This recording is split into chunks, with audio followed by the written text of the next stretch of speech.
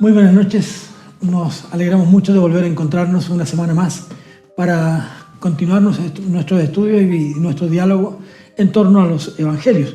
Hoy día vamos a tocar el último de los evangelios, que es el Evangelio de Juan, en donde queremos compartir también con ustedes algunas grandes verdades de lo que la palabra de Dios tiene para nosotros. Así es que estamos con el pastor Daniel y vamos a dialogar sobre el último de los evangelios. No sé si el más importante, pero el más complejo, dicen algunos. Quizá el más elaborado, más que importante, porque en realidad todos los evangelios tienen Sí, claro. su importancia, que es distinta, pero es un evangelio más elaborado, ¿no? Más elaborado, pero también más preciso en algunas cosas y que deja de lado algunas que son para otros tan importantes, ¿no? Como la genealogía, por ejemplo. Sí. Ahora, el Evangelio de Juan, que la mayor parte de los estudiosos dicen que fue escrito por el apóstol Juan, fue escrito mucho tiempo después de los otros evangelios. Ya estamos hablando alrededor del año 90, quizás alrededor del año 100, y por lo tanto el autor tenía disponible todos los escritos de Pablo, ¿cierto? Y todos los otros evangelios. Por lo tanto, tuvo mucho tiempo para pensar. Pensemos que si el autor es Juan, Juan estaba en una isla, ¿cierto? Sí. Estaba consigo mismo, pensando en estos recuerdos acerca de Jesús y pensando también en toda su teología. Entonces es un evangelio más elaborado, probablemente porque tiene más datos, ¿cierto? Y tiene mucho más tiempo para pensarlo. Algunos lo llaman también el evangelio del teólogo, ¿no? Dice que Juan parte de una manera, yo diría, hablamos de que Marco terminaba muy abrupto, pero Juan parte de algo que para mí me da la sensación de que él quiere que la gente luego entienda algunas cosas. Y parte hablando de la preexistencia de Cristo. Claro. Así como ya. Es decir, deja al Jesús niño, deja al Jesús de la Virgen María, deja al Jesús de José, deja al Jesús que se va a Egipto, deja ese Jesús y nos plantea de inmediato a este Jesús que es Dios. Claro, parte con el logos. Parte de inmediato, o sea, es tan fuerte su partida que uno lo deja pensando, ¿para dónde va? ¿No? Debe haber sido totalmente revolucionario el escuchar el Evangelio la primera vez. Y parte con el logo, o sea, parte... porque el Evangelio de Juan, el objetivo de Juan al escribirlo, ¿cierto?, es demostrar que Jesús es Dios. Y por lo tanto, él no puede poner en duda de que él tuvo un comienzo humano, sino que tiene que ir antes de eso, ¿cierto? Y parte con el logos. Y es tan así que, por ejemplo, no nos presenta parábolas. No. Que para Jesús y para los otros evangelistas eran tan importantes, porque para Jesús las parábolas eran muy importantes. Y de hecho, muchas de sus enseñanzas están con parábolas. Sin embargo, Juan no lo hace, las deja fuera. Esta sencillez de presentar el evangelio, el evangelio como la puerta estrecha, por ejemplo. El evangelio como la parábola del rico y Lázaro, etc. Juan nos deja eso fuera y nos presenta simplemente una discusión teológica, una discusión de alto nivel. Entonces, cuando uno se pregunta, ¿Juan está escribiendo para un grupo más selecto? Es probable que Juan haya escrito para distintos grupos, ¿ya? Pero ya al partir, ¿cierto?, da la sensación de que hay una teología muy estrechamente relacionada con la filosofía de ese tiempo. ¿Sí? Probablemente influía, habían dos grupos en ese tiempo, ¿cierto?, los gnósticos y los docetistas. ¿Sí? Y se referían, los gnósticos, ellos creían que tenían el conocimiento como un grupo aparte que tenía el conocimiento de la verdad. ¿Sí? Los dueños de la verdad. Los dueños de la verdad. Sin embargo, Juan toma esta filosofía de alguna manera y escribe su evangelio también pensando en ir en contra de esas creencias que estaban totalmente equivocadas, ¿ya? Principalmente porque o negaban la corporalidad de Jesús, ¿cierto? El que Él vino en carne, ¿cierto? Y otros que negaban la espiritualidad. Entonces, es interesante cómo Juan acerca este logos y lo muestra como el Dios encarnado, ¿sí? El Dios que vino y se encarnó, ¿cierto? Este Jesús encarnado. Sí, y lo presenta de tal manera que los mismos discípulos se atreven a decir y dicen, nosotros vimos su gloria, amor. Pero parte del hecho preciso, no solo de que Jesús fue enviado por Dios, sino dice, Él es Dios. Por lo tanto, véanlo así. ¿No? Y ahí empieza este tema y este desarrollo que hace de Jesús, dejando fuera algunas cosas como la genealogía, no porque no le interesen, no porque no le importen, sino que porque para Él su foco está en este Jesús Dios. En esta divinidad. En esta divinidad, exacto. Sí. En esta divinidad. Por lo tanto, para Él, estos años primeros de Jesús, este Jesús que se pierde en el templo, está bien, es el Hijo de Dios, pero aquí lo presenta, no es el Hijo de Dios nomás. Claro. Él es Dios. Por eso que dice, en el principio era el verbo era con Dios y el verbo era Dios y el verbo estaba con Dios y el verbo era Dios, no cabe duda. Y de ahí parte. Entonces lo hace más complejo, pero a la vez más comprensible. Sí. Presenta a Jesús, primero, como decía usted, como el principio. En el principio era el verbo, o sea, cuando no había principio, claro, Él ya estaba. ¿Sí? Entonces establece la divinidad de Jesús. Pero por otro lado establece el que se hizo carne, el que habitó, ¿cierto?, con nosotros. Dice, y el verbo se hizo carne y habitó entre nosotros. ¿Sí? Entonces, junta de alguna manera, es primero presentando a Jesús como totalmente divino, ¿cierto? Y que no fue creado, sino que siempre ha existido. Y por otro lado, que en algún momento de la historia, Él se encarnó, ¿sí? En cuerpo propiamente tal, no como los docetistas, ¿cierto?, que presentaban a Jesús como simplemente espíritu, sino que vino, ¿cierto?, como carne, ¿sí? Y, por ejemplo, en Juan 20:28, Tomás le dice, Dios mío, ¿sí? Que está presentando como Jesús como Dios mismo. Entonces, Juan se va directamente, acá diríamos como se va al callo, va directamente a presentar la divinidad de Jesús, ¿cierto? Y la humanidad de Jesús. Y eso es como el yo soy de Moisés, ¿no? Y no tengo por qué explicarlo.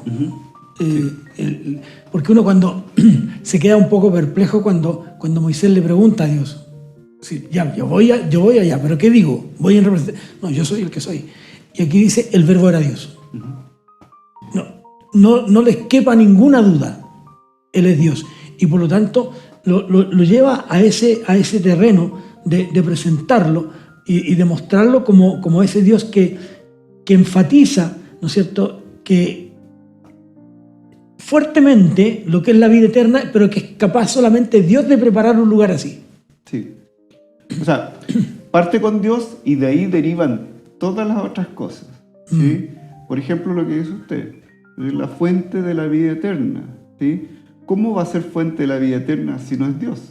¿Sí? Entonces, no podría serlo. Todas las otras cosas van de una manera concatenada, ¿cierto?, desde la divinidad de Jesús, ¿sí? Y ahí vienen versículos conocidos, ¿no es cierto? Sí. Juan 3:16, por ejemplo, ¿sí? Porque de tal manera, ¿cierto?, amó Dios al mundo, que ha dado su Hijo unigénito, para que todo aquel que le cree, ¿cierto? Entonces, la vida eterna parte de Jesús, pero este Jesús que es totalmente Dios.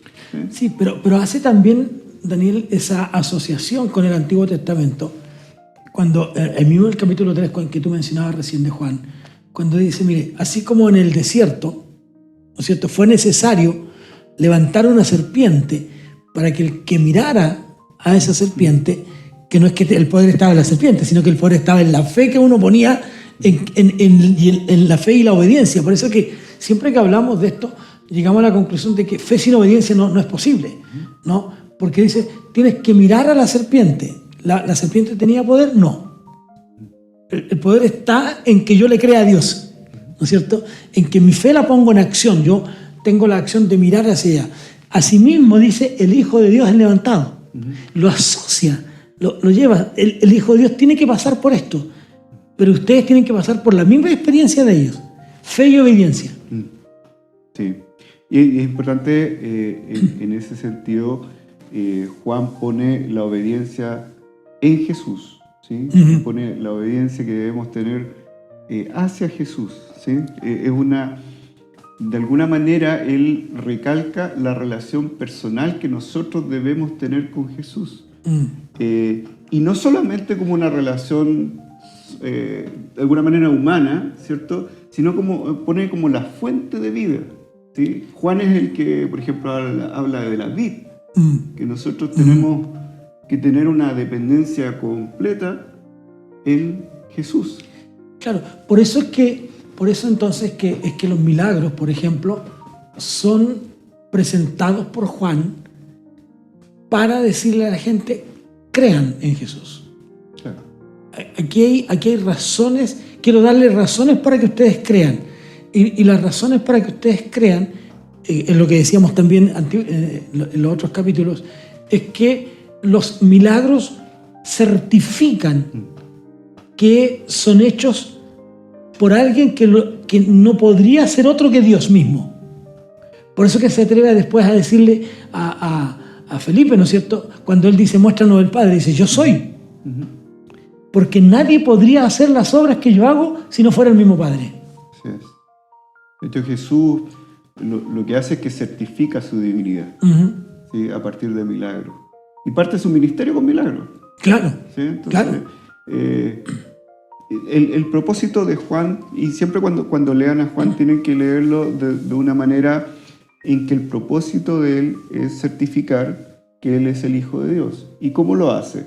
A través de lo que hablamos, a presentar a Jesús desde un principio, ¿cierto? A presentarlo en carne, pero también a presentarlo en los milagros, ¿sí? Ese es como el certificado de que es Dios, es a través de los milagros. Y cómo Juan va presentándonos a este Jesús, que si bien es cierto, nos presenta al Bautista, por ejemplo, cuando dice, aquí el Cordero de Dios que quita el pecado del mundo, aquí viene el que yo no soy capaz o no podría encorvado desatar la correa de su calzado, soy el último de todos, pero nos va presentando a este Jesús que más tarde lo vemos como el que dice, ok, pero debo decirle algo más, yo tengo que irme. Yo voy a partir, yo no voy a estar físicamente con ustedes todo el tiempo, pero sí voy a estar a la vez. Porque va a enviar un consolador. Porque va a enviar un consolador. Claro. Y eso es súper importante porque la partida de un ser amado provoca desconsuelo. Eso es lo que provoca alguien que se muere. Cuando se muere un familiar, un esposo, por ejemplo, queda, como siempre decimos, ¿no es cierto?, una silla vacía, por ejemplo, y cada vez que miremos hacia ese lugar, vamos a recordar que alguien estaba ahí, alguien que se sentaba en ese lugar, alguien que caminaba con esa persona. Pero Jesús dice, no, tranquilos, yo no voy a estar físicamente con ustedes, pero estará conmigo. Yo tuve un rector en el seminario que escribió un libro que se llamaba El Otro Jesús, ¿no? Yo voy a estar como espíritu, yo los voy a acompañar, yo no los voy a dejar huérfanos. ¿Cómo creer? Juan nos presenta ese hecho tan especial de decir, Dios no nos va a dejar solos, Él seguirá con nosotros, pero es necesario que Él muera, es necesario que Él pague en la cruz, es necesario que Él resucite y se vaya a la gloria eterna, pero quedará con nosotros el Espíritu Santo, que Él, como el mismo Jesús diría, Él los guiará a toda verdad y a toda justicia. Claro. Él os enseñará todas las cosas. Claro. De alguna manera, mis hermanos, acuérdense que los que no conocen el Consolador es el Espíritu Santo, ¿cierto? Que mora, o el Paracleto, que nos consuela, ¿cierto? Nos redarguye, ¿sí? Nos enseña las cosas, ¿sí? de alguna manera Jesús es tan preocupado por nosotros que Él cuando vino, ¿cierto?, enseñó la verdad y los discípulos no le comprendían. ¿Sí? Claro. No eran capaces de comprender. Y Él hizo el trabajo, ¿cierto?, y se dio por nosotros, y posteriormente envió a este Consolador para que nosotros comprendiéramos su obra. ¿Sí? Entonces, Él se preocupa de hacer todo el trabajo y más encima enseñarnos por dentro, sí, ¿cierto? Y para entender cuál es la verdad que Él mostraba. A Juan no le interesa la historia. No le interesa presentar a un Jesús histórico. No es su afán. Que sí es el afán de certificar la historia del nacimiento de Jesús de Mateo, por ejemplo, de Lucas, ¿no? Pero Juan no está en esa línea. No le importa si la historia, por decirlo de una manera, ¿no? ¿Cierto?, va o no va. Lo que él quiere es presentar a Jesús como el Dios que vino al mundo. Y por lo tanto, él enfatiza eso desde la perspectiva de cuánto Dios ama al hombre, cuando tú citabas el texto de Juan 3:16. Entonces, Juan le importa que nosotros entendamos que el hombre necesita a este Jesús. Por eso es que Juan 15, por ejemplo, cuando habla acerca de la vid, ustedes separados sin mí no pueden hacer nada. Juan nos presenta eso. ¿Por qué? Para demostrarnos que nosotros dependemos de Dios. Aunque somos salvos, sí, seguimos dependiendo de Dios. Sí. Y él profundiza en la teología, mostrando... Porque a él lo que le interesaba realmente es que conociéramos la verdad. ¿Sí? No solo de los hechos de Jesús, sí, sino que cuál es el sentido, ¿cierto?, más profundo. ¿Sí? Y por eso habla, por ejemplo, del buen pastor, da mucha metáfora de alguna manera, ¿cierto? Da muchos contrastes también, ¿sí? Habla del buen pastor, ¿cierto?, el que da la vida por las ovejas, habla de la luz y las tinieblas. Entonces, él está tratando de que nosotros lleguemos a conocerlo completamente, ¿ya? Y conocerlo no solamente a él, sino que a través de él conocer al Padre también. Claro. Esa es la verdad profunda que él nos enseña. Y al presentarlo desde esta óptica más elaborada, como tú decías, es para que el público que lo entiende, que usa este lenguaje más elaborado también, pueda entenderlo así. Pero que también el público sencillo, porque dice, miren, si ustedes no están injertados en la vid, eso lo entiende un campesino. Claro. No necesita ser letrado a alguien para entenderlo. Eso lo entiende cualquiera de nosotros, no cualquier persona. Pero por otro lado dice, mire, ¿saben qué? Ustedes tienen que nacer de nuevo. Y ahí entramos en un problema. Entramos con este hombre, ¿no es cierto?, que le dice, con Nicodemo, Señor, pero aquí tenemos un problema. No entiendo. No entiendo. Y ahí Jesús entra a explicarle. Pero usa Juan este lenguaje tan sofisticado por un lado, pero también por otro lado un lenguaje que los demás puedan entender. Y nos lleva a... Porque insisto en que su propósito es presentarnos a Dios viniendo. ¿Ya? Que todos le conozcan. Claro, que todos sepan que Él es Dios. Pero que no es un fantasma. El yo soy de Moisés se hace real en Jesús. Claro. Y eso es lo que está diciendo Juan. Ese yo soy se hace por eso que él dice a los discípulos, y nosotros vimos su gloria. Gloria como el unigénito del Padre. Sí. ¿No? Entonces no es que nos lo contaron, nosotros vimos su gloria. Experiencias como la de Pedro con los discípulos cuando están, ¿no es cierto?, en el monte de la transfiguración, por ejemplo. Claro. ¿Ya? Nosotros vimos a Moisés, vimos a Elías, vimos a esto. Que no entendieron muy bien lo que pasó. Claro, pero los vimos. Sí. Y vimos a Jesús. O sea, y entonces Juan nos presenta a este Jesús al nivel de que otro lo pueda presentar. Y aquí yo entiendo lo que cuando el Señor llama a Pablo y lo llama para presentar el Evangelio a aquellos que les costaría más, como los nobles, como los príncipes, como los reyes, ¿no? Pablo es llamado a ese mundo, aunque Pablo nunca olvida el mundo de abajo. Pero su llamado es a ese mundo. Claro. Porque así le dijo Dios a Ananías. Yo he llamado a este para esta tarea. Entonces, Juan nos presenta a ese Jesús a la altura de un lenguaje sofisticado, pero también con un lenguaje que los demás puedan entender, que no es fácil para la gente. No, de alguna manera es un evangelio que se le presenta hasta al más letrado, ¿cierto? Y al más ignorante. Claro, ¿sí? claro. Alguien simplemente de la época podría entender esta, como decía usted, las metáforas, ¿cierto? Acerca de la viña, ¿cierto? O del pastoreo, ¿cierto? Alguien podría entender perfectamente y fácilmente de qué está hablando. Pero también a los griegos más eruditos podían entender también al hablar del logo, hablar de conceptos más sofisticados de alguna manera. Por eso Jesús, y Juan nos presenta a este Jesús que es capaz de decirle a la gente, ustedes no son hijos de Dios. Porque en derecho, por ejemplo, alguien no puede acusar a otro de ser culpable de algo hasta que no lo prueba. Pero sin embargo Jesús le dice, ustedes no son hijos de Dios.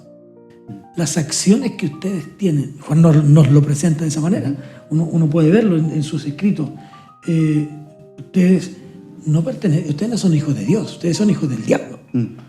O sea, es muy fuerte eso. Y Juan lo presenta con tal fuerza que los demás, yo diría que hasta se sorprenden o retroceden. Jesús al presentar a Jesús de esa manera, ustedes son hijos del diablo. O sea, por favor, eso es muy fuerte. Y él muestra el rechazo que tuvieron por Jesús. Sí, ¿sí? Sin duda. Pero por otro lado también, él identifica a los seguidores de Jesús como personas que están de acuerdo con la verdad. ¿sí? Y de hecho, por ejemplo, en Juan 15, 18 dice, si el mundo os odia, sabed que a mí me ha odiado antes que a vosotros. ¿sí? Entonces, de alguna manera, también se acuerda que hablábamos de que siempre cuando Jesús habla, nos hace elegir. ¿Por qué bando vamos? ¿Por el bando de la verdad o el bando de la mentira? Sí. ¿sí? Entonces, él es capaz de decir, ustedes, ¿cierto?, son hijos del diablo porque no son hijos de Dios. ¿sí? Y siempre está pensando en esta dualidad. ¿sí? Y esto también la hace metafórica, por lo que hablábamos de la luz y las tinieblas, ¿cierto?, la verdad y la mentira. Ahora, los otros evangelios, o los otros evangelistas más bien, los otros escritores, nos presentan, ellos nos dicen, este Jesús es el cumplimiento de las promesas. Juan pareciera ser, por sus escritos, que deja que Jesús lo haga. Él dice, por ejemplo, antes que Abraham fuera, yo soy. Eso no lo dice Juan. No lo está diciendo Juan de él. Él nos dice, Jesús está diciendo esto. Por lo tanto, cuando hablamos de la preexistencia de Cristo, de la capacidad de Él de ser preexistente, lo está diciendo Cristo. O sea, no lo está diciendo Dios. Él mismo lo está certificando. Claro. Lo que le dice, otra vez cito el texto, cuando habla con Felipe, yo soy el Padre. Claro. Todos los yo soy hablan de esta divinidad. Claro. Yo soy la luz del mundo. Exacto. Yo soy el pan de vida. Exacto. ¿cierto? Siempre está hablando de cuál es su naturaleza. Sí, por eso digo que en su escrito lo que Juan nos plantea y nos hace es dejar que Jesús hable de sí mismo. No lo hace él. ¿no? Los otros escritores sí lo hacen. Jesús habló por parábola, dicen, Jesús les habló por parábola, claro. ¿no? Pero Juan, deja que Jesús lo haga. Si preséntate tú eres el Dios, yo no soy quien para presentarte, no tengo cómo hacerlo, en mi mente es tan finita que no podría. Entonces Jesús dice, mira, antes que Abraham fuera, yo ya estaba, yo ya era. De alguna manera, pastor, yo pienso que esto es una metáfora que nos sirve también a nosotros, como iglesia, ¿sí? Tenemos que dejar que Jesús hable. Sí. ¿Sí? No tenemos, mis hermanos, no tenemos que hablar tanto nosotros, ¿cierto? Tenemos que dejar que Jesús hable en nuestras vidas, ¿cierto? De la manera que a nosotros nos ha hablado. Tenemos que dejar que Jesús hable y que se muestre al mundo, porque Él es poderoso, ¿cierto? Él envió un consolador, ¿cierto? Para apoyarnos, para alentarnos, para que nosotros entendamos cuál es su propósito. Sí, y en este que Jesús hable, lo hace también con Marta y María cuando muere Lázaro, ¿no? Juan no nos cuenta él la parábola, sino deja que Jesús lo haga. En el sentido de, van donde Jesús, le dicen, tu amigo está enfermo. Jesús dice, vamos a ir después. Llega allá y le dice a las mujeres, le dicen, ¿no es cierto? Mira, mi hermano se murió. Y Jesús dice, no está muerto. Sí, Señor, pero... y él le dice, él va a resucitar. Sigue siendo Jesús quien está hablando de sí mismo. ¿Te fijas? Y ella dicen, claro, yo sé que va a resucitar, pero para eso falta mucho. ¿Qué hago yo en el intertanto? ¿No? Dice, él va a resucitar ahora, ¿no?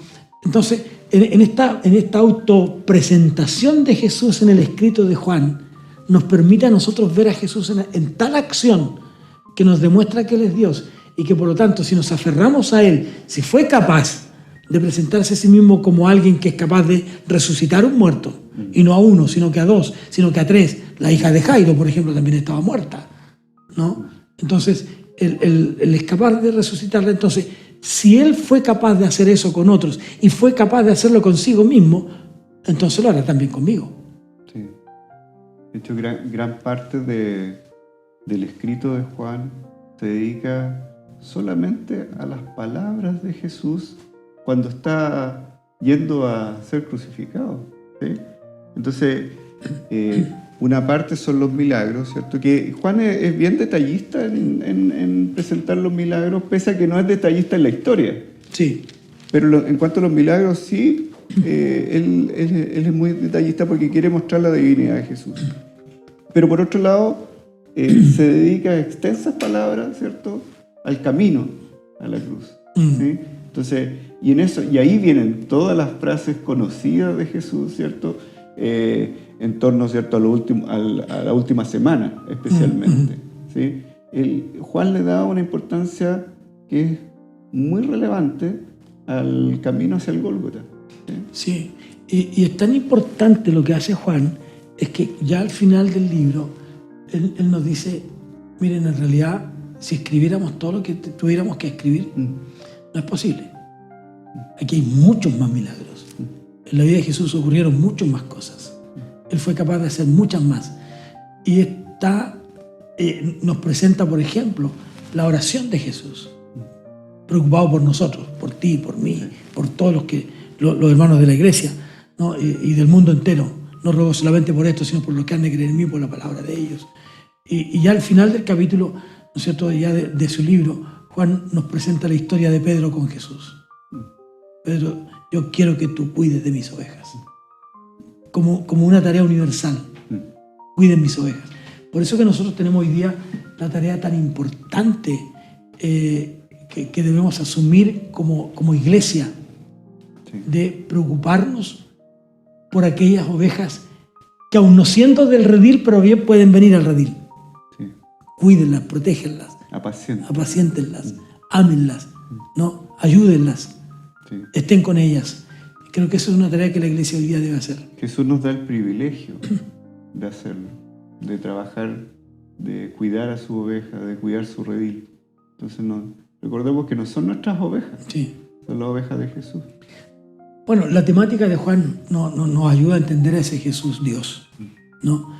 Esa combinación de Jesucristo, ¿no? El Jesucristo, el Jesús humano que se une con el enviado de Dios, con el que viene de Dios. El Salvador con el Mesías. El Salvador con el Mesías. Este Jesús que vino hasta nosotros. Yo creo que en ese sentido, ustedes y nosotros tenemos una gran tarea, hermanos, presentar a este Jesucristo. Como decimos en Cristología, Jesús es 100% Dios, pero a la vez es 100% hombre, pero que tiene un propósito redentor. Por lo tanto, ese es el mensaje que nosotros tenemos que dar, y ese es el mensaje que Juan nos presenta. Este Jesús que viene para rescatar y que lo deja hacer que Él mismo se vaya dando a conocer en el mundo. Juan nos recapitula de tal manera que nos presenta a Jesús de esa forma. Pero nos llegó al final. nos llegó el final y estamos ya finalizando nuestro cuarto estudio acerca de los evangelios. Y yo creo que ha sido positivo este tiempo de estudiar. No sé qué impresión tienes de eso. Yo creo que ha sido muy interesante estudiarlo, ¿cierto? Una perspectiva de ver los cuatro juntos, ¿cierto? Y las diferencias, ¿cierto? Y todos los detalles que uno puede ir viendo, pero mis hermanos, yo les invito a estudiar cada uno con la perspectiva que hemos de alguna manera dialogado, ¿cierto? Pero a profundizar en el conocimiento del Hijo de Dios, que es Jesús. Pero no olviden lo que hizo Juan al final, que decíamos también, ¿no? Cómo Juan deja que Jesús le hable. Creo que nosotros tenemos que tener esa intimidad con Jesús, dejar que Él nos hable, que sea Él que nos diga qué somos, cómo somos y a dónde vamos. Amigos, ha sido un placer compartir con ustedes durante este mes que hemos hablado en relación a los evangelios. Vamos a seguir tratando algunos temas ahora dentro de los evangelios y cómo esos temas son necesarios para que nosotros entendamos el mundo en el que estamos, un mundo complejo, un mundo difícil, pero que un mundo que es posible que sea salvo también. Así que un placer estar con ustedes, que Dios les bendiga. Que el Señor les bendiga.